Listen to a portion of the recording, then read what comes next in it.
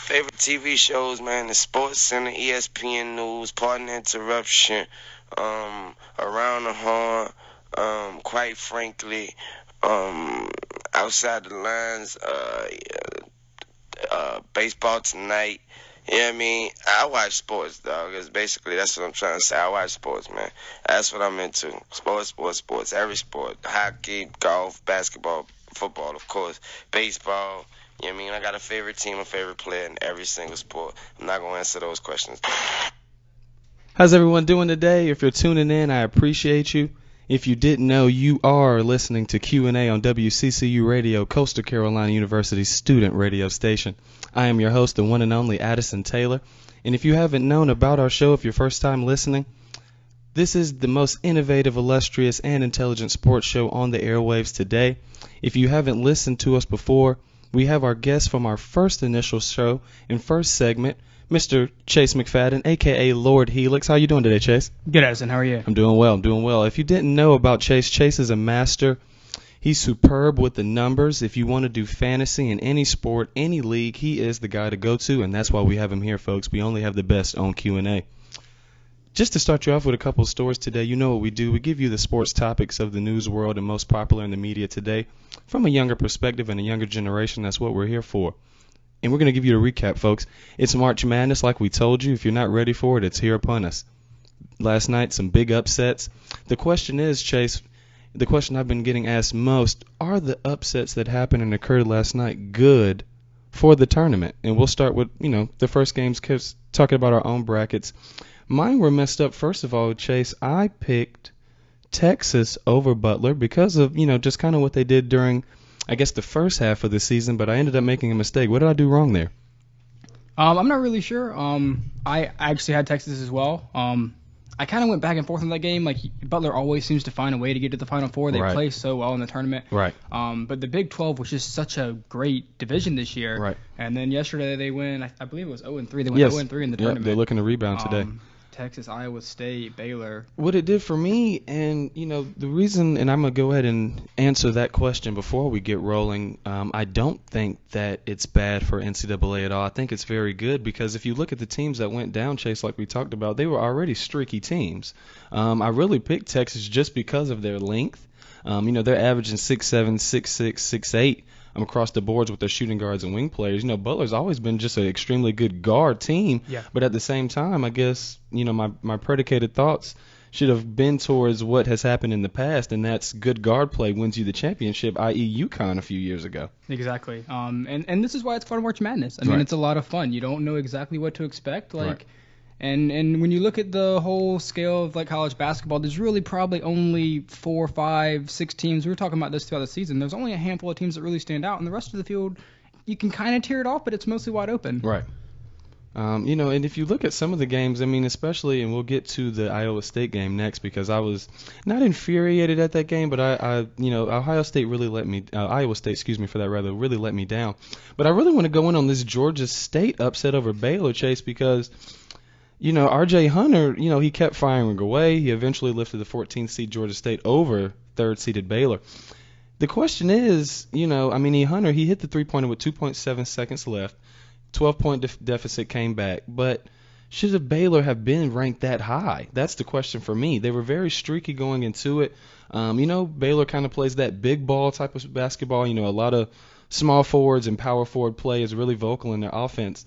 Do you think that was really an upset, or should they really even have been ranked the third seed to begin with? I think I'd still classify it as an upset. I mean, it's Baylor. They're from the Big 12. Right. Not a lot of people know about Georgia State at all. Right.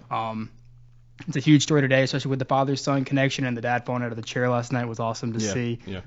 That's just pure emotion. I'm not sure Baylor's a 3 seed.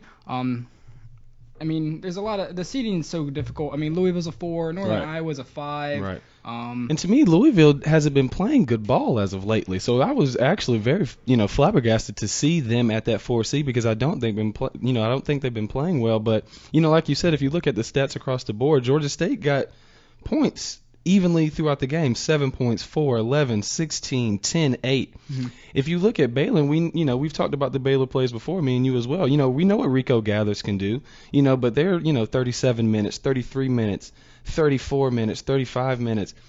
your team's not going to do well when you don't really have a bench to go to. Exactly. And their points weren't evened out well. So, but on that note, folks, we're going to jump to that next game. I was quite disappointed, and it really hurt my bracket. Not, extremely hard, but, I had a lot of hope on Iowa State, Chase, because, they won the tournament championship. There was a lot of hype there, a lot of emotion. I really thought that they were going to really do something. I actually had them going against Gonzaga in the South. I had them beating Gonzaga, and I actually had them beating Georgetown. Keep in mind, folks, I did this. I had to have my bracket in by 10 o'clock. Me and Chase are a part of a league that we're doing at the job. So I did do this before my 9:25 class. I wasn't, really fully awake. So, don't put a dampen on my word just yet. But, I did that thinking that they came into this with a lot of emotion. Is this the same thing for you, Chase? Do you categorize this like a Georgia State Baylor with the UAB team? Because UAB is not really that bad, Chase, if you really look at it. And I felt kind of bad because I guess I was one who made my thoughts off of their 14th seed. But if you look at their record, they haven't really, they've lost a lot of games, but they're in more of a better conference when it comes to the weaker conferences. Yeah, exactly. And UAB is not a bad team. This is actually one of the few games that I got to watch the entirety of the game yesterday. What did you feel about it? And UAB just dominated Iowa State on the boards. Right. I felt like Iowa State was going to come in. They were going to be more athletic. They were just going to dominate the tempo. UAB did a really good job of slowing it down. And I think they had 19 offensive rebounds. How do you get 19 offensive rebounds against Iowa State? That's exactly what I was looking at. Just dominate the boards. I actually had Iowa State going to the Elite Eight. I eventually had them losing to Gonzaga. But a lot of people, that's a very big philosophy in filling out your March Madness bracket. Who gets hot during the conference tournaments, who wins, and who carries that momentum? Right. I think UAB did a really good job of slowing down the tempo, and that seems to be something that's easier to do in March Madness tournaments. It seems to be easier to slow down the tempo for teams that want to go slow than teams that want to speed it up. And pick it up, exactly. And you're right about that. It's all about the matchups. Like you said, in the rebound game, I'm looking here. I see multiple players for UAB with multiple rebounds on the offensive and the defensive end. They got 21 points from Robert Brown. You can't beat that. He was 7 for 19 shooting, 37 minutes. But their minutes, between their players are spread out 37, 26, 10, 13, 14, 30. So they're getting good bench play, and that's the key too, like you said. So besides that, folks, Chase, I don't know about your bracket. I think I'm maybe third or fourth in the league, but I did have Georgetown going. My final, which I guess I'm doing a little jumping here, but my final, I have number 2 Kansas versus number 1 Villanova. I have some upsets in there. I did a couple of things. Like I said, I was, kind of just throwing some tricky things in there. But as far as today's games go, who are you really looking for? Who do you feel like, could really make a statement with winning in today's games? I'm looking at, New Mexico State versus Kansas. I see Georgia versus Michigan State. A lot of people are talking about that as well. A lot of people, Chase, are really talking about what Northern Iowa could possibly do at that 5 seed. So what are you seeing from today's games? I'm really excited about the Michigan State Georgia game. Izzo is just a master in the tournament. Right. I have them winning. I was going back and forth between them and Virginia. I had Virginia winning. If Michigan State beats Georgia, because Georgia's a really good team. Yes, they are. I think only 5 teams out-rebounded Kentucky this year, and Georgia did it twice. So Georgia's a really good team. If Michigan State can win that game, they probably will in actuality beat Virginia, and then they play Oklahoma. Right. I have Dayton over Providence. The longer the day is going on, I keep looking at Chris Dunn over in Providence. Kid's a freak. He's going to go in the NBA. Of course. He's actually going to be pretty good in the NBA. Well, that's how I felt about Tyler Halls for BYU. I felt like, he's just a phenomenal player, and they never really exactly had anybody to really back him up. He was just putting up 30 points a game, so I understand you on that. Yeah, the only thing that it really kind of concerns me bracket-wise for myself is there's always seems to be a 12-5 upset, and both the 5 seeds won yesterday. Utah won, and who was the other one? UCLA beat SMU, Chase, as well, and I actually had I initially had SMU winning that game. Not even just because they were the 6th seed. I thought they did some really good things, and I think they were in the American Conference, if I'm not mistaken. Yep. Even with UCLA, and that's, I feel like, this year's March Madness and this year's selection of teams, I'm not saying they weren't good, because, there's some teams in there that I really enjoyed watching. I enjoyed watching Wofford, Kansas, because Wofford took them to the brim. Even my North Carolina Tar Heels, who I feel like, as far as momentum going into the tournament, I think they were better than Louisville and Iowa State and some of those teams going into the tournament. So, it's funny to see that. But at the same time, UCLA being ranked 11th and then SMU being ranked 6th, that gap there, UCLA has been, they always seem pretty consistent. Even when, you say that they rebound and they have these one and dones, somehow they still find them way, still find the way to get into the tournament. So I thought that was interesting. Give me your feedback on this NC State LSU game, because I actually had LSU beating NC State, but a lot of people, were telling me I should have never thought that because of the way NC State has played and dominated against Duke and North Carolina this year.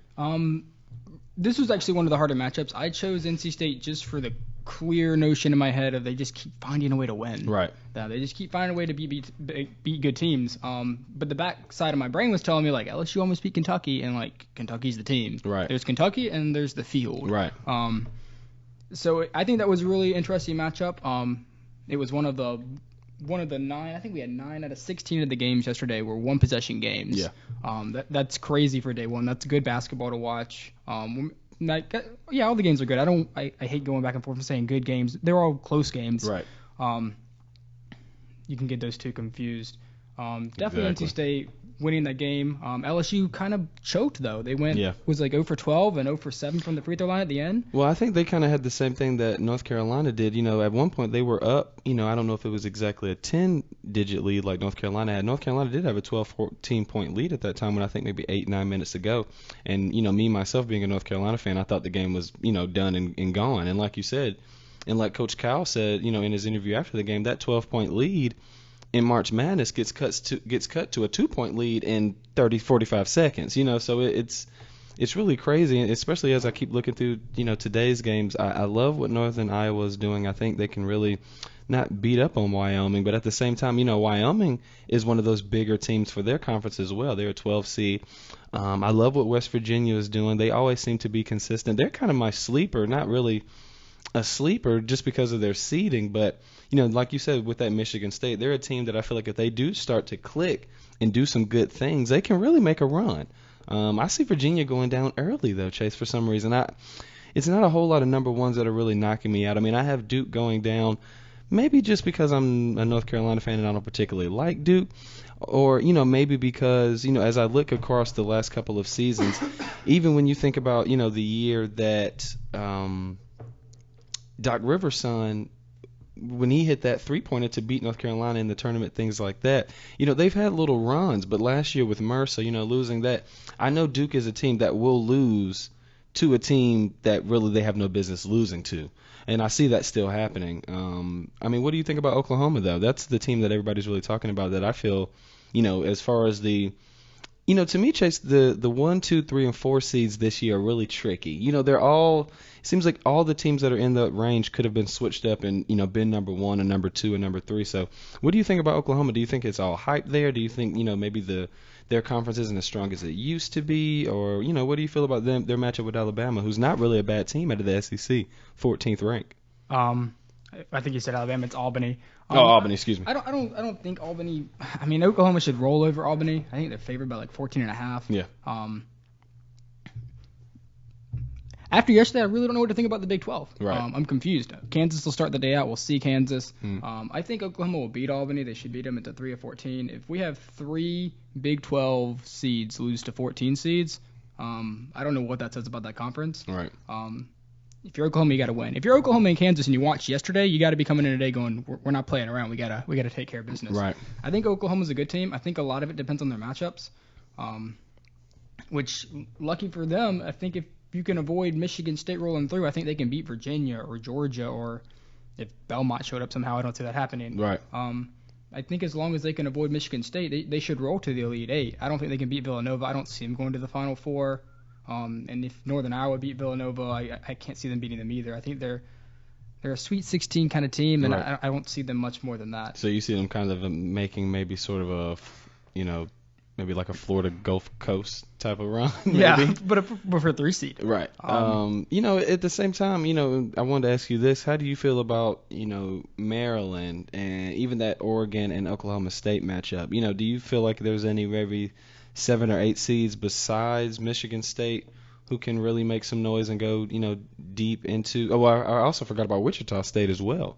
They're a number 7 seed. Seven as well. Mm-hmm. Beyond Michigan State would probably be my favorite. If you asked me to pick like a 6 or higher seed that I thought could push to the Final Four, I'd probably say Michigan State. Okay. Wichita State's got to go through Notre Dame, Kentucky, and Kansas. That's hard. Xavier's in a good position now. If Xavier can be, they play Georgia State, so they'll play Georgia State. Then they'll probably get the winner of Ohio State and Arizona. They could push to an Elite Eight, but I don't know if Xavier can push past Wisconsin, Oregon, North Carolina, whoever comes out of that side. It really probably comes down to me. Actually, I'm looking now. Duke, if they win, and St. John's or San Diego State, if either one of those teams win, they could probably beat Duke.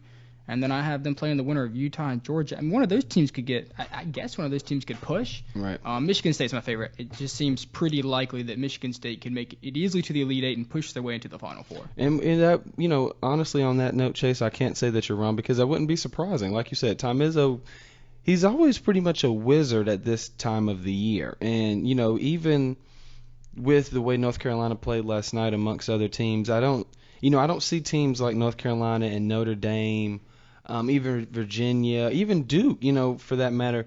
Nobody's just going to skid through at this point. You're going to have to give teams your best because we saw what Harvard did last night. If Harvard would have, maybe took their time and not taken so many threes to win the game, they definitely, had 4 possessions where they could have came down and beat North Carolina.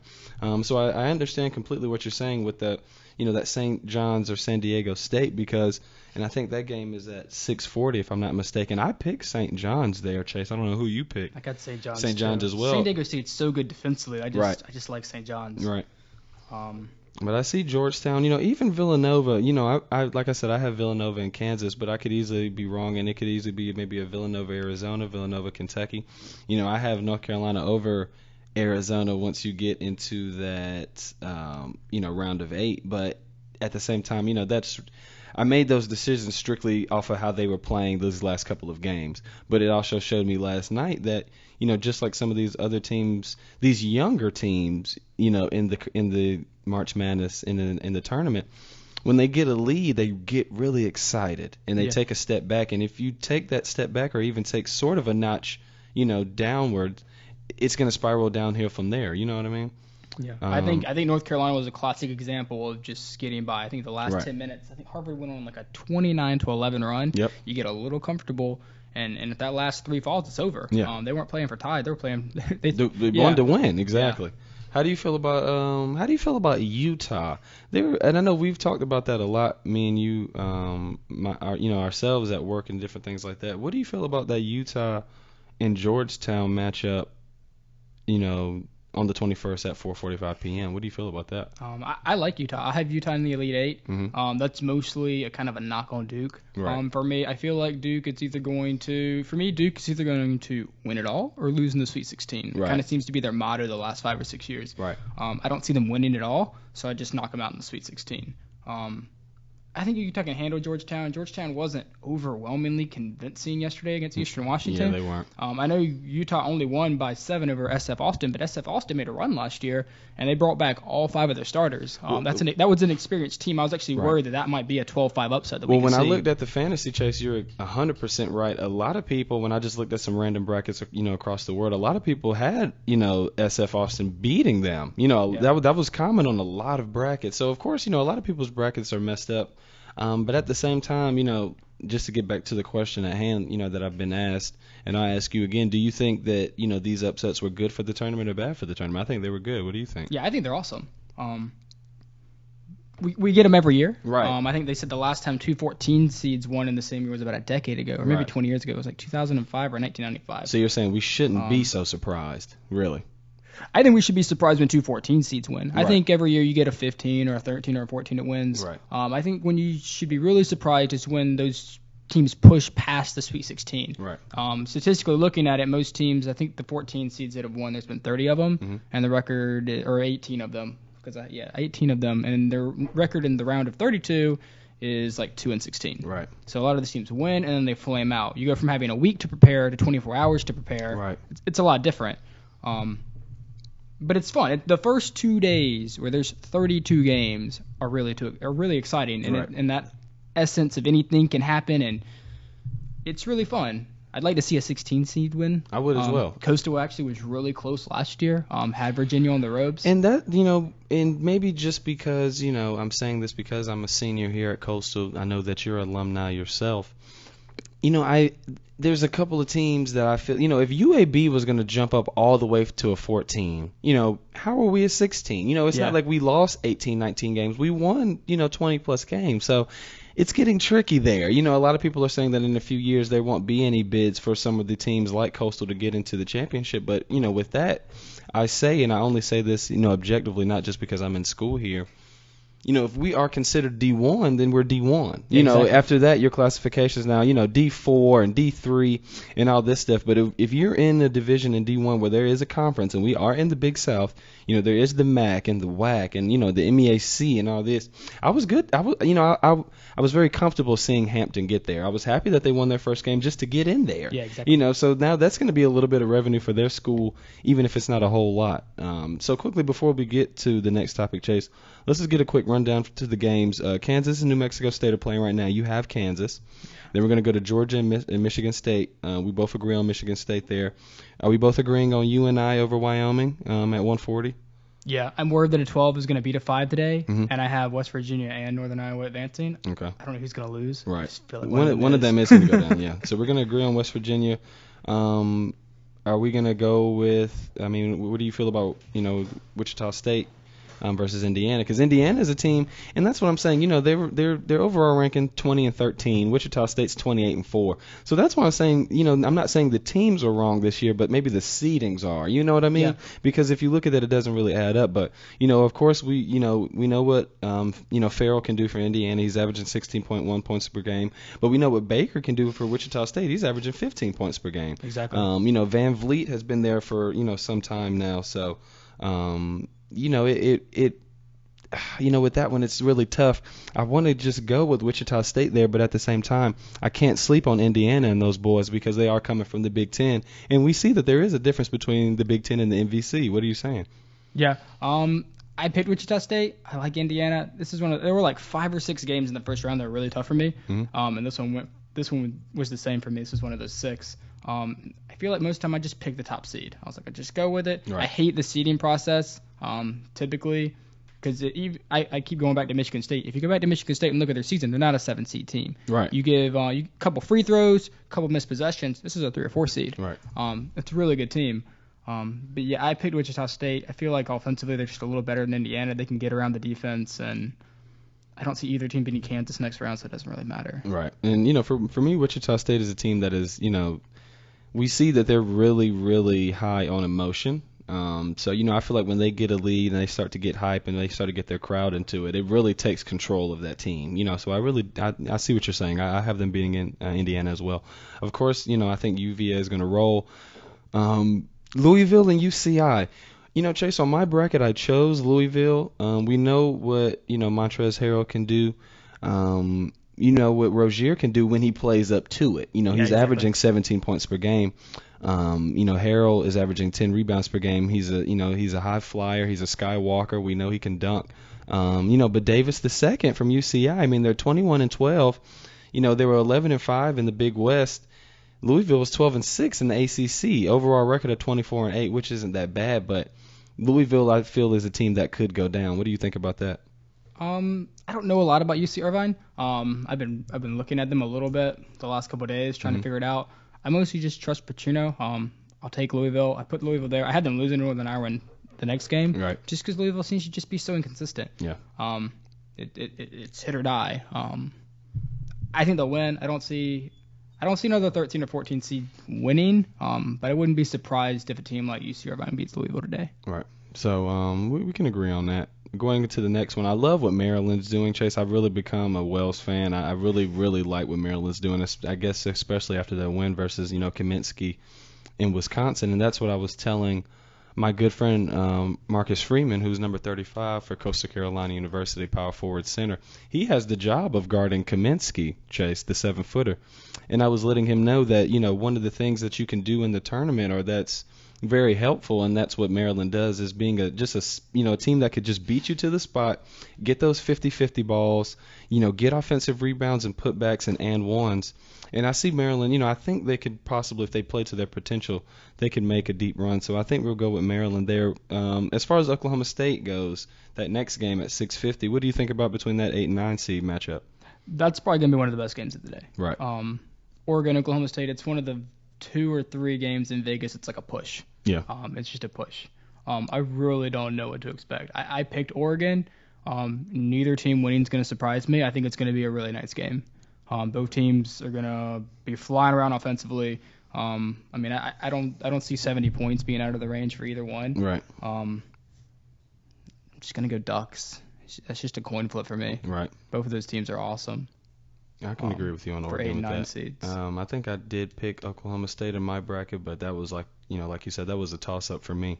Of course, we're going to go Duke over RMU. That's easy. What did you say about the 7 and 10 matchup between Iowa? What did you feel, is going to come down to that? Did you have Davidson? I mean, Davidson is 24-7, Chase. They were 14-4 in the A10, so it's not like, they're really, really, an underdog going into this game. Their highest, points per game, I think they've scored in the 80s and 90s a few times, so they can put up points. I'm just kind of worried with them. Even Iowa as well. Both of these are type of teams that they like to do the jump shooting thing. They like to be consistent with their jump shot, and when it doesn't fall, it's going to really come down to the rebounding. So do you have Davidson moving on in this one, or what do you think, Iowa? Yeah, I have Davidson. Okay. I love the guards that Davidson has. Right. Excuse me. We were just talking about like the automatic seeds, like conferences maybe not getting them in a few years. Mm-hmm. If you remember, Davidson, that's how they got into the tournament 3 or 4 years ago. Stephen Curry made that run. Right. I think that's something magical about having like the automatic qualifiers. Mm-hmm. Iowa's bigger. They'll probably out-rebound Davidson, but Davidson runs this awesome little like motion offense that's so unique to them. Even if Iowa has a week to prepare, I just feel like Davidson's going to run around. They're going to do what they want offensively. Their guard play is going to just blow Iowa out of the water. I think Iowa's favored by 3 points, but I wouldn't be surprised if Davidson won by like 7 or 8. Right. Like you said, Davidson definitely throws it up and mixes it up. I've seen a lot of games this year where they've switched up and played some 1-3-1, some 2-3. So, if they get down, they do a good job of switching it up and making it hard, for the opposing team to do what they love to do. So we'll keep on and we'll move on with that. We've already chosen Oklahoma. And let me apologize to all the Albany fans. I know I did say Alabama twice, and I know, you're saying I'm not giving you all any credit. I do deeply apologize. So to all my Albany fans out there, I'm so sorry, the 14th seed. Next, we have Wisconsin versus my future alma mater, Coastal Carolina University. And here, just like I told my good friend Elijah Wilson, like I've told a couple of our players, just keep moving around. It's been proven that Wisconsin doesn't do well against speedy teams. But, is it impossible, Chase, for them to beat Wisconsin? What do you think? I think it's pretty near impossible. I think last percentage I looked at was like 2.4%. So not impossible. Right. 2.4, 2.5%. Right. I was really hoping that if Coastal was going to get a 16 seed, which I felt like we were, even though I feel like we were better than like teams like Lafayette and Hampton and like, those 16 teams. I felt like we could have gotten like a 14 like Albany or somewhat. But I was hoping we'd get Duke. Of all the 1 seeds, right. I was like, we could beat Duke. And play them in North Carolina, I think that would have been a great matchup. It would have been a great opportunity for our fan base to get there and things like that. So I totally agree with you on that. Wisconsin, Kaminsky, I don't see us having the size.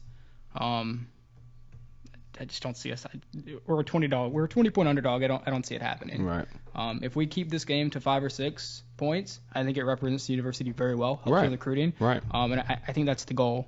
The goal is to go in and win. But, right. But yeah, let's keep it close at least. To do the same thing as kind of what they did last year with Virginia in the first half. We if did go into half leading. If we play this game anywhere near as well as we played Virginia last year, I'll be blown out of my mind impressed. Right. Overall rankings, like you said, you got the 1 in the 16. Wisconsin was 31-3, which I apologize because all year I was kind of teetering on the factor of them being a number 1 seed, but I thought they had lost more games than 3. 31-3 is a really good record, especially in the Big Ten. 16-2 in the Big Ten. But, I see what you're saying with the matchups and, the seedings because, Coastal, you're 24-9. That's not a bad record, So I see what you're saying. It's just hard. Kaminsky's averaging 18.2 points per game. Gillis for us is our leader. He's averaging 13.1. Yeah. So, it's going to be hard, but, we have Zhang and those guys down low. We do have some 6'9", some 6'10 guys, so, the matchups will be a little bit better. So we'll see. I don't want to stay on that topic long because, it just saddens me. I wish we could have got a higher seeding. But anyways, next week at the 9:40 game, we do already have St. John's. We've discussed that. We have Gonzaga. And you said you do have in the Providence game. Who did you say you were going with on that? I chose Dayton. But if we're watching this game, I'm expecting Providence to win. This is a night game, so I think it's going to be very interesting. Yeah, I chose this. I think I made this pick when it was Boise State / Dayton. You choose one to beat Providence. And I was like, Providence is all done. It's done. Right. He's that offense. He's that team. They still have Sibbert's average. He's averaging 16.5 points per game as well. He's a really good facilitator. He's right. going to be. I wanted to say Kemba Walker, but he's not as good as a pure shooter as Kemba Walker. I think Dunn's going to be a guy that shows up in the NBA in 3 years, and he's going to be a household name. Right.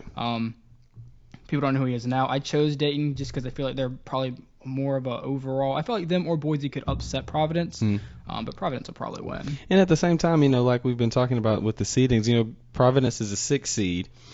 They were 22-11, 11-7 in the Big East. Yeah. Those numbers don't. The 22-11 definitely impresses me, but the 11-7 in the Big East, the Big East is not what it used to be. But at the same time, I can understand, Dayton being that 11th ranked. They're 26-8, but they're from the A10, and the A10's not getting a lot of respect. We see that, So I see what you're saying. I think I chose Dayton, Chase, if I'm not mistaken. I just want to quickly touch on that and go to my bracket because I would certainly love to see. I chose Providence on my bracket. So, I might have been making that decision strictly because of them coming from the Big East, and of course the Big East is better than the A10, the seeding as well. But I still have Oklahoma beating them. But just to round that up, we have that selected, for today's games, folks. There's already a game going on. If you haven't seen, Kansas is up right now, if I'm not mistaken. It's 15-7. 15-7, yeah, 13-30 in the first half. So that game is very fresh. They're playing out of the Midwest region in Omaha, Nebraska, which is where Coastal Carolina is as well. And just moving on, we'll give you a quick break and let that sink in. I hope you have your brackets filled out. If you're doing that on ESPN, however you're doing it, it's very enjoyable. We're doing it at our job right now. It's definitely something fun to do. It doesn't have to be for money. We have 2 brackets going on, so I hope you've filled out your brackets, and I hope they are messing up because that's what March Madness is about, folks. It's about the brackets messing up. And just to give you another quick point, if you didn't know, you are listening to Q&A on W.C.C.U. Radio, Coastal Carolina University's student radio station with my man, Lord Helix. Next, Chase, and I discussed and I touched on this on Tuesday, and I gave my own personal winners. You discussed with me that you had some of your personal winners, 3 winners for you in free agency. I wanted you to touch on that really quickly so we can get to a couple of more topics before we get off the air. But I wanted you to give me your 3, and then I'll discuss and kind of counter what you're saying with the 3 that I had from yesterday. So you want to touch on that for the people real quick? Yeah, as far as NFL free agency goes, I think a lot of the headlines even might be some of your picks. I think a lot of people were looking at Bills, Dolphins, Eagles. I kind of wanted to give what I thought actual real winners of free agency looks like. Right. Because so much of the NFL now it's in the draft and it's in developing your players. Exactly. But with all that said, I'm going to start here and then I'm going to name a team, then I'm going to go down the list. Okay. Number 1 team that wins, Seattle Seahawks. People were upset that they got rid of Max Unger. They got rid of a first-round pick. Right. I'm going to tell you why it doesn't matter. Seahawks got Jimmy Graham. Yep. That's what they needed. They needed an offensive weapon. They needed a red zone threat. Yep. They needed something to alleviate the pressure off of Marshawn Lynch and Russell Wilson. And we know Marshawn is back for a 1-year, $11 million deal. Did we discuss that? It's a 3-year deal. It's now a 3-year deal. Oh, wow. Okay. Big time. Okay. It's a 3-year deal. Essentially what the Seahawks were going to do, they were going to try to – their goals this year were to get Russell Wilson, to get Bobby Wagner, get those guys extensions, and then they were going to try to re-sign Lynch. Right. If they couldn't get Lynch, that first-round pick was probably going to go on the Georgia running back Gurley. Yeah, Ty Gurley. I think he's flying up draft boards now, but he was going to be there well, early second, he's first. He's coming across as being healthy off that injury, so, and we discussed that. If he's healthy, take him. Take him. Exactly. So they were looking at him. Well, they got Lynch. They don't need that pick. Right. The Saints can have it. Trading Max Unger. Max Unger he's a Pro Bowl center. He's a Pro Bowl center, one of the best run blockers in the game. Did the Seahawks take a hit? Kind of. He missed 10 games last year. They went 8-2 in those games. Right. 7-0 using Pierre and oh my God, I forget his name. But 8-2. 8-2 without Unger last year. They didn't really and need we've him. already seen and discussed, that Seattle is a team where they have this program that Pete Carroll runs, and they can just plug people in there and make them fit. So I totally understand what you're saying. It wasn't that key of a loss, and like we discussed before, I think the center position is a position that can always be addressed in free agency in the draft. Those players aren't going anywhere. Yeah, and they even had the Raiders who released Steven. I'll never be able to pronounce his last name. It's like Wineski. Yeah, that's it. The Raiders were using him as a center. He's really a guard, and he visited Seattle 2 days ago. If they can get him, they just replaced James Carpenter, who they lost, and Seattle's in better position. They essentially got Jimmy Graham for nothing. Yeah. A pick they weren't really going to need. They were probably going to, excuse me, they were probably going to trade out of it anyway. Right. They were going to trade down. So they got rid of a pick. They got rid of a center who's a Pro Bowl center, but they survived with him out. They survived without him last year. Right. So Seahawks are my winner. I don't know if I put him in the Super Bowl yet. It's no team's ever gone 3 years in a row. Right. And you're a Sherman interception away 2 years ago in a miraculous fourth quarter From against losing Green them. Bay's Yeah. this year from going even back to back. Well, so far, I'm with you there. I did have Seattle as, not one of the winners that I discussed, but one of my overall winners, and my full list. Of course, they were definitely there. Just like because of what you said, they got Jimmy Graham for nothing. They could really, this receiver draft this year is very deep, and there's a lot of free agents that are floating around as well. So I definitely think they'll be able to address that if they need to. But like you said, now that you have Jimmy Graham, I think he has this offseason to get healthy. And, we talked about this, on our break as well. He played hurt all of last year. I don't think there was any point where he was healthy. Yeah. So, I think getting him healthy, getting Marshawn back, getting him focused, like you said, I know it's too early to predict, but, I totally agree with you on there. And that actually countered, with what I said about the Saints, because I had them as one of my losers because of that. So who else do you have as far as winning goes, Chase? Second winner, Indianapolis Colts. Definitely. 2 signings. Frank Gore, Andre Johnson. Actually, they re-signed Mike Adams and Darius Butler at corner. I saw that. I was looking at teams, and mostly when I was looking at my winners, I was like, who brought in people and lost nothing? Right. And it was the Colts. The only thing they lost was Reggie Wayne, and they were willing to part ways with him anyway. It wasn't like they wanted to keep him and they lost him. Right. Like a team like the Patriots who wanted Revis and they lost him. Like, that's a loss. And I don't know, if it's just my thoughts, Chase. I see if you agree with this or not. I feel like they kind of got Frank Gore and Andre Johnson, not for a little of nothing, but, we know that they're veterans. And I think, both parties were on the same page at this point. I think the Colts knew that they were just a few players away, and Frank Gore and Andre Johnson came together and saw, like, hey, listen, we saw what this team, got to the finals with. They probably didn't really deserve to get there with the team that they had. They were only a few pieces away. And like you said, with those re-signees, I definitely think they could do something, going into next season, especially, with the core that they already had. Like we talked about with T.Y. Hilton, having that other big body presence there is going to be very pivotal for him. What do you think about that? Yeah, and T.Y. Hilton's a deep threat. This Right. gives Andrew Luck someone to actually throw underneath, a guy that's a route runner. Andre Johnson's not going to burn by guys like he used to. Right. But he can run slants. He can meet you in the middle of the routes. He helps open up some of the middle of the field now for Dwayne Allen, Kobe Fleener. Right. And this team's backfield last year had Bradshaw was actually playing really well, Ahmad, but he got hurt. Yeah. So you were stuck with Trent Richardson. Yeah. Now you got Frank Gore. And people can think Andre Johnson and Frank Gore are maybe on the decline, and they might statistically be a little bit, but Andre Johnson caught almost 1,000 yards last year, and his quarterback was Ryan Fitzpatrick. Right. And Gore was still getting yards last year, and this team was trying to hand the ball off to Carlos Hyde, and Colin Kaepernick was a disaster. Right. And just like you said, if you look at both those teams, and honestly, Chase, I'm with you there.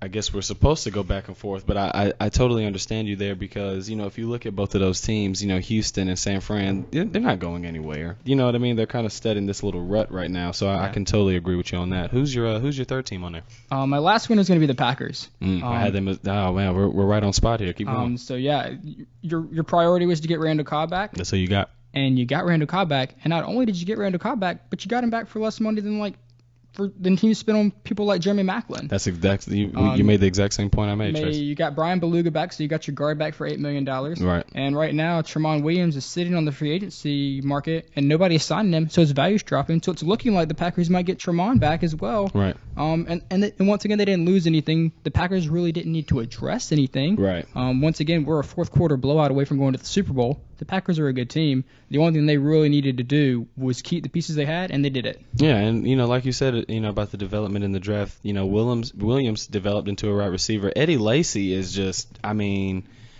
to me, he's doing phenomenal as far as those new wave of running backs go. I mean, he's really getting the ball and grounding and pounding. He really reminds me. I'm not making a comparison here. I'll see how you feel about it, but he kind of reminds me of not a Jerome Bettis, but he really can move once he gets the ball, and he really helps the Packers. He really does. He helped them out a lot last year. So, it's funny because we were right on the same points there. You made the exact same point. Jeremy Maclin got paid a lot of money, and the thing is, and we talked about this before, it only takes one good year to get you paid. Yeah. And I think he got picked up by the Chiefs. Did we discuss? Yeah, the Chiefs. So and I'm not wishing anything bad on him at all, but I'm sure, and I'm pretty much willing to bet that you won't see that same type of productivity. You might, you know what I mean? But at the same time, it's hard to trust because he got that big contract, and it's like, wow, you weren't doing that a few years ago. You had one good year, but that's all it takes. So I totally understand you there. Honorable mentions. I have the Bills and the Dolphins and the Eagles. I went back and forth between those teams. The thing that hurt me with the Eagles is I'm not sure what Chip Kelly's plan is. I think he has a plan. Right. I don't think he's lost his mind. Right. But that backfield now has DeMarco Murray, Ryan Matthews, Darren Sproles, Chris Polk. I don't know how you get all those guys the ball. Well, it seems like Chase and I discussed this on Tuesday, and I'll see how you feel about it real quickly before we switch the subject. We got about 20 minutes left.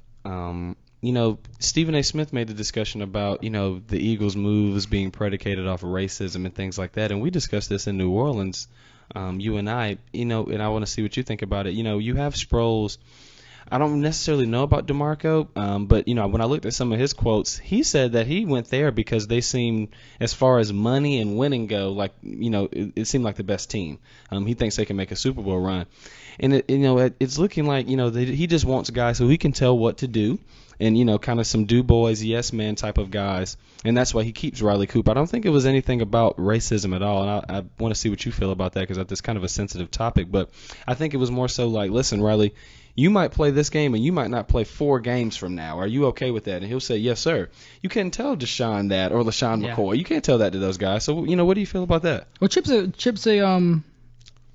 believes in his system. Right. I think Chip wants to bring in defensive players because that's not his strong suit. That's what he did. He spent money on Maxwell. He got Kiko Alonso from the Bills. Right. He believes that he can plug in anybody on offense and win. Right. With his system. The problem when you have guys like the thing that Maclin and McCoy and Jackson all have in common is they have really strong characters. I guess Macklin's kind of on the downside of that, but Shady and D-Jax, they're really strong characters. Right.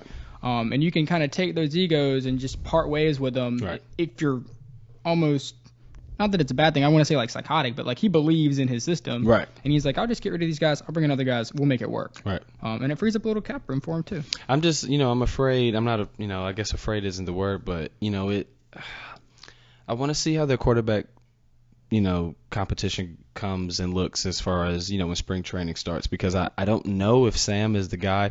You signed Sanchez to a 2-year deal, which makes me wonder, are you going to entrust Sam Bradford, and then maybe when you think that he's going to get hurt or he's going to follow through the cycle that he's been going through, you just throw Mark in there and Mark will be ready to go. And then, Daniel brought this up to me the other day, working out, I think they worked out with Tebow the other day. Yeah, Tebow came in to work out. I don't think they'll sign Tebow.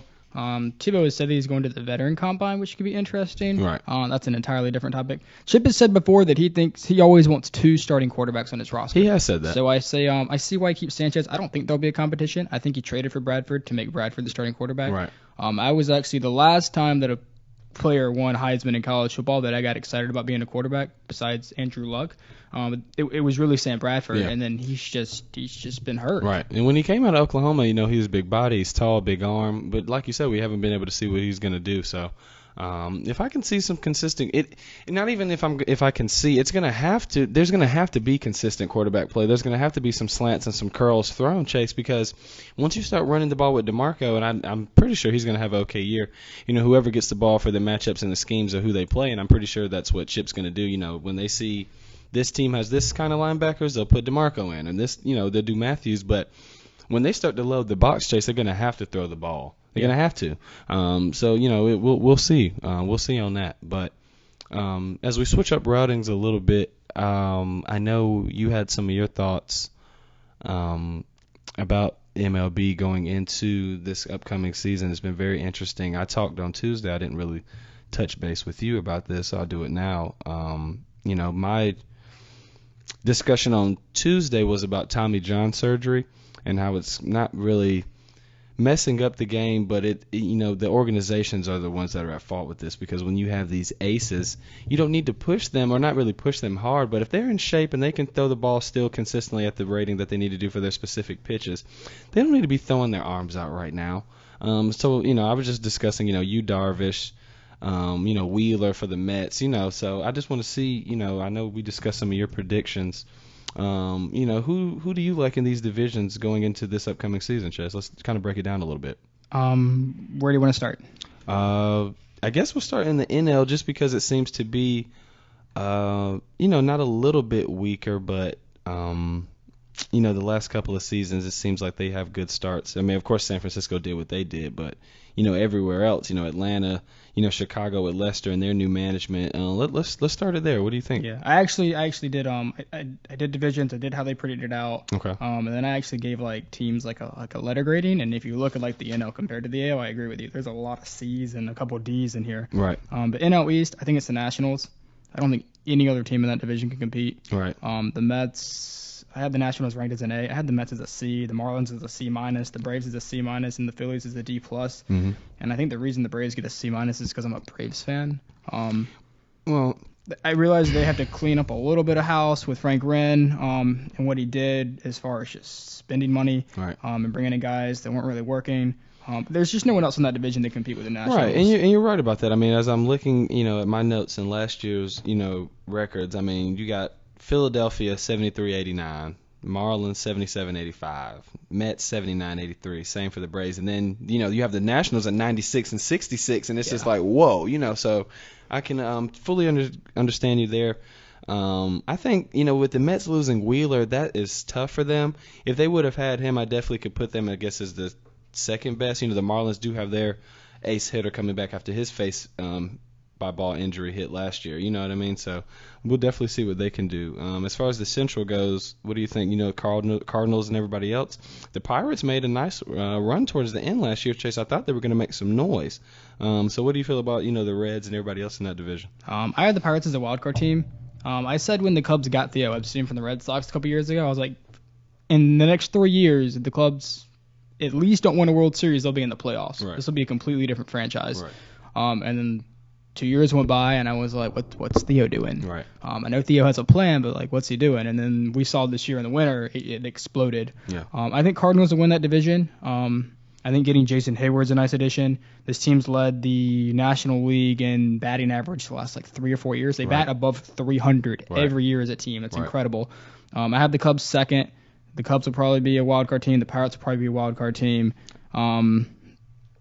Brewers have really nice bats. They don't have any pitching. And the Reds have a mixture of veterans and young guys and pitching and bats. And sometimes they put it together, but they seem to just fall apart. Yeah, to towards the end of the me, year. The Reds, I don't think they do a good job. When they get down runs and it's time to put in relievers and things like that, I don't think they really know what to do when that happens. That's when they throw guys in who are too young, and then, they might throw some guys in who aren't really capable of succeeding in the positions that they're putting them in. So I can totally understand you there. I do think this is the year that the Cubs do make some noise finally. Like we talked about, I don't want to say Lester was overpaid, but I'm hoping he can be productive for them. But like you said, it's the Cardinals, to lose. So I can definitely agree with you there.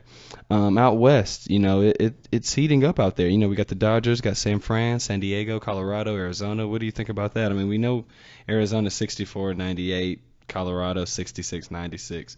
That's where the break even. San Diego is 77-85. They have room to improve, but do you see the same thing? And I guess that's what I also talked about with the Tommy John surgery, even though nobody for the Dodgers, Lord willing, is having that or will have that. But, when you see Kershaw burn out in the postseason, that's evident. You can see that. So you think it's going to come down to the Giants once again, or Giants and them again? Or I think Dodgers will win the division. I'm really interested to see what this Pirates team looks like. Right. Because it is completely overhauled. And the Giants are always there. it's a division where it's going to be the Dodgers, I think, control it. The Giants will hang around all season long. Right. And if the Padres emerge, I think they could win the wild card. I'm just really not sure what the Padres are going to look like. Right. They have that huge outfield now, but I don't know if these guys even have a big enough bat for that stadium. Well, I was going to say, as I look at the Padres lineups, I see like 5 different lineups. They could potentially throw a lot of different guys in there, a lot of DHs, and that's not why I'm worried, but I know that they did acquire Matt Kemp, but at the same time, we discussed this, he's trying to revitalize his career almost, so I don't know if you could really put money on that, but they almost did what the Braves did a couple years ago, where they brought in a bunch of huge bats, right? And the Braves were hitting a lot of home runs, but they were mostly solo home runs. They weren't hitting well for average. It's like a 240 team average, and the only way they were really winning off pitching and just well-timed home runs. I think the Padres are going to be similar. I think they're going to rely on pitching and hope that the offense can bring them along. And I don't think their pitching was as good as the Braves is a couple years ago. I really just don't know what to expect from them. They could either be really great and push the Dodgers for that division, or they could bottom out with the Diamondbacks and the Rockies and just hand the Giants the wild card. Right. And I think, for the Dodgers' sake, I think this is the year where they not necessarily stop playing around, but, no Yasiel Puig stories, no things like that, and I think they can get some business done. So on that note, while we have a few minutes left, let's switch it up and go to the AL real quick. Hit me up with your East predictions, Chase. We got Baltimore out there, New York, Toronto, Tampa Bay, and Boston. What do you think about that? I'm going to put Boston as the top team because I think they're going to find a way to get another big arm in there, whether it's Cole Hamels or somebody else. Hamels will be a good pickup. I think as soon as they get that, they lead that division. Orioles lose Nelson Cruz, but they'll have Wieters and Manny Machado back. They'll both be healthy. I think that'll pick up a lot of that void. Right. Yankees and Orioles will probably play for second in that division.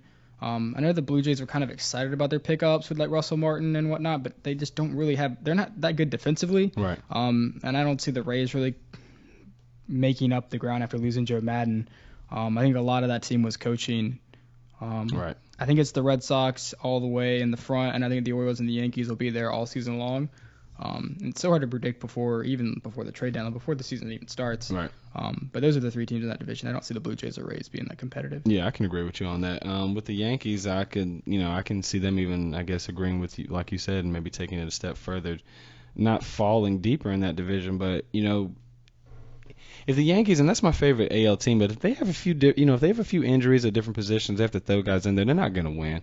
I'm really anxious to see what CC is going to do. I love CC Sabathia as a pitcher, but I've come to learn that he's very streaky. You know what I mean? So it really just depends on how he's feeling that day.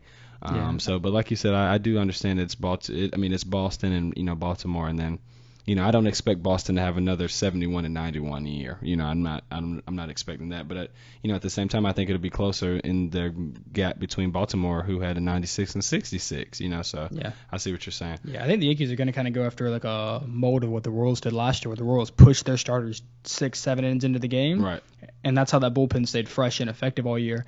The problem with the Yankees is I don't know if Tanaka's arm's going to hold up for 6 innings. Right, because I think they're going to throw him in there, and I think he might last 2 months, and then he's done. And it's over. Yeah. So a few minutes left, Chase. Let's jump to the Central real quick. Detroit, Kansas City, Cleveland, Chicago, White Sox, Minnesota. What do you think? Probably the most competitive division in baseball outside of the AL West and the AL East. I've become a really big fan of Cleveland, Chase. Honestly, I think they're another team that's not really streaky, but when they get on it and they're consistent, they can win games. But when they fall and they start to lose, it becomes consistent as well. Yeah, I don't see the Royals repeating what they did last year. They'll probably finish 4th in division. I had the Indians at 3rd because I'm not sure what the young guys can do, but they're definitely talented. Right. The White Sox made some nice, interesting additions in the offseason, but I still have Tigers at the forefront. Sorry. I know they lost Scherzer, but they still have David Price, Justin Verlander, and Hannibal Sanchez. David Price can still be consistent. He can still throw his string of pitches in there. He just has to remain confident as well. Sometimes we can see where he starts to pout and things like that, and that reflects on the team as well. So and his totally velocity was down a little last year, and I think his numbers were bad. But if you kind of looked at a little more the analytical side, like he wasn't getting run support either, and the hits were things weren't quite falling his way. His numbers weren't as bad. He wasn't pitching as bad as his numbers were representing. Right. I see what you're saying. I can agree with you on that. I definitely don't see really Minnesota making any noise. No. I think Chicago, this is another year where the Cubs, are just the team to talk about out Chicago. Let's jump to the West real quick, Chase. We got the Angels out there. We know what's going on, with their hitting and their consistency with Pujols and those boys. We have the Oakland Athletics, who are coming up, as a not a young team, but I wasn't so surprised at their emergence. I just think it's past due. We've been waiting on the Athletics to make noise for a while now. Then we have Seattle, the Astros, and Texas, who's not really doing anything. They ended last year 67-95. So, what do you feel like out of that West Division? Astros are definitely on the bottom. They added Evan Gattis and a couple other guys, but those weren't really needs that they weren't really like holes that they needed to fill. They filled the wrong holes. Right. I was really feeling like the Rangers were going to rebound this year, and then before they even got started, you got hurt. And I was like, there's no way all these guys can get hurt again, but it just, maybe 2 years in a row, the Rangers just aren't going to have it. Yeah. Then there's the three-headed race where I think it's going to be the Mariners, the Angels, and the A's. And it can go any way. Any of those teams can run it. I'd probably give the Mariners the forefront. Nelson Cruz is a huge addition. He's one of my favorite players. So you don't think the Angels are going to really be hurt by losing Josh Howard at all? Not really. They'll lose Hamilton, but Hamilton didn't really produce much last year anyway. Right. They were fine without him, and as long as they have that pitching staff and Mike Trout, Angels will be fine. They'll find ways to put runs on the board. Right. The question will be, can they can Billy Beane get the A's up to maybe a wild card berth? The American League's gonna be fun to watch this year. I really like the Mariners and the Red Sox. I think if the Seattle Mariners, they haven't had a run in almost 15 years, really. It's been close to 2 decades. This is your year. You got Felix. I love James Paxton. Rodney's in the bullpen. The offense looks good with Austin Jackson and Cano and Cruz. And Felix and all those guys, like you said, Chase, they're coming in healthy. Yeah. Everybody's coming in healthy. So, and I can say, for that division, I think for baseball this entire season, Chase, for everyone, everybody needs to try to start as best as they can, because I think that this is going to be the year where, how you start is how you finish. I think, once free agency and all that's done, this isn't the year for, multiple stories and, negligence from, whoever it is, from management or down or up in the hierarchy. I think this is the year to really, start something and, take it away and knock some of those other teams out who, are kind of hovering, and on being championship teams. This year is going to decide, who's up there and who's not. Like we talked about with the Yankees and Braves. This is, after this season and coming up, some of these teams are going to start getting thrown to the wayside, and they're not going to make noise anymore. You know what I mean? Because they're not going to get anything but young players, who are going up and down, and the divisions and things like that. So, as far as AL and NL favorites, give me your favorites from both of those leagues really quickly before we jump out of here. AL, I'm going to go with Mariners Red Sox. If I had to give it to an edge, I'd say Mariners win that conference. Right. So if I had to predict a World Series, I'd probably go Cardinals and Nationals. I'm gonna go Cardinals. They just find a way. So if I had to predict a World Series right now before the season even starts, I'd say Cardinals and the Mariners. Cardinals and Mariners. Okay. I'm gonna go. That's tough, Chase, because I really want to pick the Mariners as well. So I guess I will say, I'm gonna say Nationals and Mariners. I'm going to go Nationals, Mariners, and I kind of switch it up a little bit. We got a few minutes left, folks. I want to thank and appreciate, everybody who tuned in today, however you tuned in, why, or wherever you tuned in. You were listening to Q&A on W.C.C.U. Radio, Coastal Carolina student radio station. This is your host, Addison Taylor. I want everybody to thank and applaud my guest, Lord Helix, Chase McFadden, for being here today. Thanks for having me. Thank you, Chase. We love your numbers, man.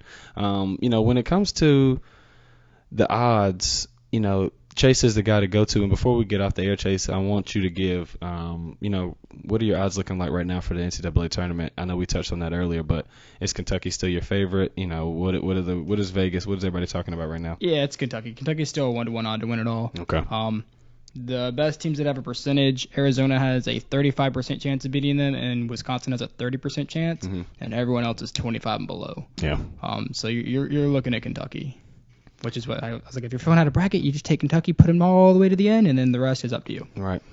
Well, folks, this is it. We're coming up on our hour. I want to appreciate you for listening in today. We're on a little hiatus. We'll be back next Tuesday. I know a lot of our fans are, been awaiting Helix to be on the show, and a hard-working schedule he'll be on whenever he can. Whenever he can be on, folks, he will be on the show. I can definitely assure you that. Just to give you a quick little recap: New Mexico State 21, Kansas 34. 2 minutes left in that first half. Michigan State has already started against Georgia. Chase 10:30 left in that first half. UGA is winning 14-12. We're on a little hiatus, folks. So listen to you next week. Thank you for listening. This is Q&A signing out.